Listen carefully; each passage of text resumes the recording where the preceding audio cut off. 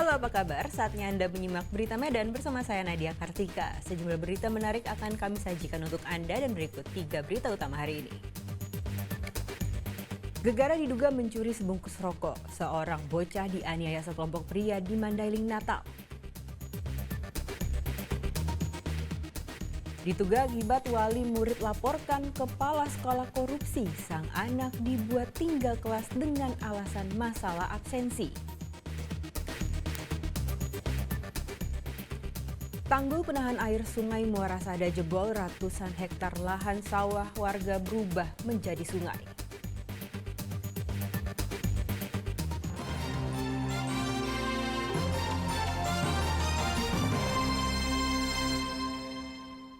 Diduga akibat mencuri sebungkus rokok dan uang Rp50.000, seorang bocah di Mandailing, Natal dianiaya sekelompok pria secara sadis.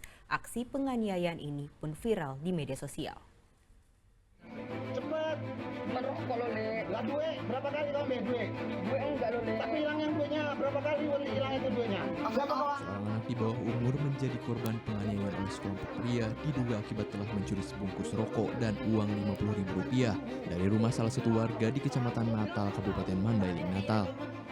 Dalam video itu terlihat sang anak diinterogasi warga dan disiksa secara brutal, bahkan sampai mulutnya disulut bara rokok. Diduga dalam penganiayaan ini juga seorang kepala desa ikut terlibat. Sementara pihak keluarga korban telah melaporkan kejadian ini ke polisi. Dia mencuri, dituduh dia mencuri, ya. Di dalam video tadi dia ngaku juga memang pernah dia melakukan pencurian di dalam sebuah rumah, kan gitunya. Itu mencuri apa? Mencuri waktu itu cuman 50.000 uang, berapa bungkus rokok. Cuman itulah di dalam video itu yang beredar. Oke. Nah, Terus ketahuan jadi dibawa ke kantor ketahuan itulah dibawa ke kantor desa tadi. Nah, disitulah diintegrasi semua, disiksa segala macam. Polisi kini akan mendalami video dan memeriksa saksi-saksi yang berada di dalam video tersebut. Yaitu kekerasan terhadap anak. Kekerasan terhadap anak. Ada berapa pelaku bang yang dilaporkan? Kalau untuk pelaku kita belum bisa mengidentifikasi karena saat sekarang ini yang perlu kita lakukan adalah melakukan penyelidikan terkait laporan itu. Benar atau tidak, alat buktinya mendukung atau tidak. Jadi kita bersabar dulu biar kami bekerja. Isunya ada kepala desa bang, itu seperti apa? Untuk informasi tersebut kita belum memiliki fakta, Artinya kami masih kerja dulu, masih melakukan penyelidikan.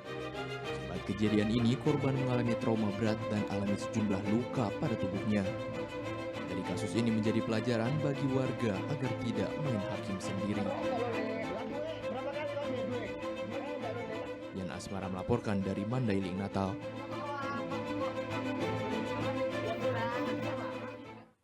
Pelaku pembobolan rumah dan pencurian sepeda motor di Kabupaten Serdang Berdagai akhirnya tertangkap.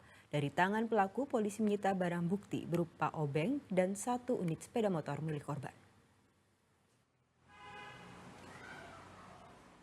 Junasti 32 tahun tak berkutik saat digiring polisi ke Polsek Teluk Mengkudu usai terbukti telah melakukan pembongkaran rumah dan pencurian sepeda motor di salah satu rumah warga di Kecamatan Beringin, Kabupaten Serdang Bedagai pada 15 Mei lalu. Junasti ditangkap polisi saat sedang berada di sebuah warung tuak di Kecamatan Teluk Mengkudu. Dari tangan pelaku, polisi menyita sejumlah barang bukti berupa obeng untuk membongkar pintu rumah dan 1 unit sepeda motor milik korban. Temukan pelaku, identitas pelaku, dan ternyata dia kita cari berada di Kecamatan Tanjung Beringin, Desa Pematang Terang, dan kita tangkap di sebuah warung tua. Barang bukti yang berhasil kita amankan 1 buah obeng dan 1 unit sepeda motor. Kini pelaku telah mendekam di sel tahanan Polsek Teluk Mengkudu. Atas perbuatannya, pelaku terancam hukuman 7 tahun penjara. Muhammad Hamdani melaporkan dari Serdang Bedagai.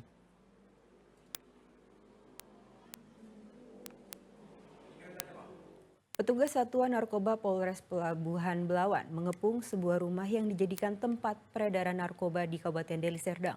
Penangkapan berlangsung dramatis karena pelaku mencoba kabur dari kepungan polisi. Terkenal licin dan menjadi target incaran pihak kepolisian. Dua orang pelaku penyalahgunaan narkoba yakni Irsan dan Rizal akhirnya berhasil ditangkap pihak kepolisian pada penggerebekan narkoba di kawasan padat penduduk Desa Helvetia, Kecamatan Labuhan Deli pada Jumat lalu. Setelah dilakukan pemeriksaan dan terbukti, keduanya ditetapkan sebagai tersangka. Dalam penggerebekan tersebut, petugas mengepung satu unit rumah yang selalu dijadikan tempat peredaran narkoba, sehingga kedua tersangka terpaksa diterlungkupkan karena mencoba melarikan diri ketika melakukan penangkapan. Setelah diamankan beserta barang bukti, keduanya kemudian dibawa ke Mapolres Pelabuhan Belawan untuk dilakukan pemeriksaan. Kedua pelaku merupakan jaringan narkoba yang terbilang licin dan sudah menjadi target pihak kepolisian. Selain menangkap dua tersangka, petugas juga berhasil menyita sejumlah barang bukti berupa sabu-sabu siap edar yang sudah dikemas plastik klip. IR ini kita dapatkan BB beberapa gram, kemudian kita lakukan pengembangan, ternyata dapat dari bosnya atau di atasnya atas nama RZ atau alias JAL. Kemudian jaringan ini termasuk jaringan terkenal licin karena mereka beberapa kali dilakukan penggerebekan baik itu dari Polda Sumatera Utara maupun dari Polrestabes Medan, ini selalu lolos. Akibat perbuatannya, kedua tersangka ditahan di sel tahanan Polres Pelabuhan Belawan dan diancam dengan hukuman 20 tahun kurungan penjara. Ahmad Hamdani melaporkan dari Kota Medan. Masalah utang piutang berakhir dengan pembunuhan. Seorang pria di Kabupaten Serdang Bedagai nekat membunuh seorang lansia dan mencuri motor serta telepon genggamnya.